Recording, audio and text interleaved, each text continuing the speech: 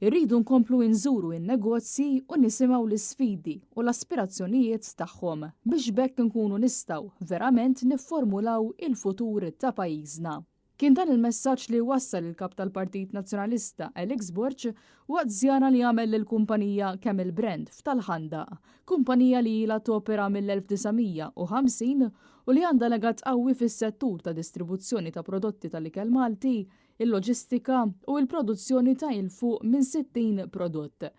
Din il-kumpanija li tħaddem il-fuq minn 80 impjegat hija mmexxija minn familja Maltija li waslet fir-raba' ġenerazzjoni tagħha. Mal-wasla tiegħu il-kap tal-Partit Nazzjonalista kien milquh biż-żewġ diretturi tal-kumpanija, Mark Mikallef u Isaac Mikallef li dawruh mal-fabbrika fejn iltaqa' mal-ħaddiema u segwa mill-qrib il-proċess ta' kif isiru bosta prodotti ġenwini li tipproduċi din il-kumpanija, fosthom il-bigilla u id-dips, il-ħelwa tat-tork, il-ġardiniera, it-tadam imqaddet, il-ġobon tal-ħak u ħafna aktar.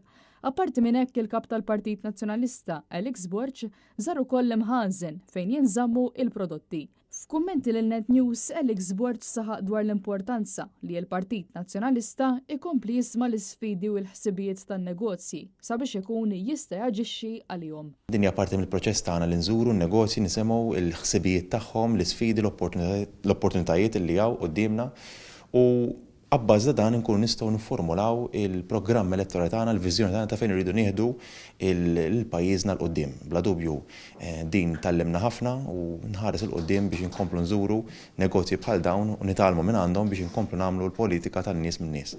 Apparti minn hekk saret ukoll laqgħa fil-boardroom ta' din il-fabbrika fejn it-tmexxija ta' din il-kumpanija iddiskutiet mal-kap tal-Partit Nazzjonalista l-isfidi li qed jaffaċċjaw preżentament u l-ambizzjonijiet li għandhom sabiex ikomplu jikbru fil-futur.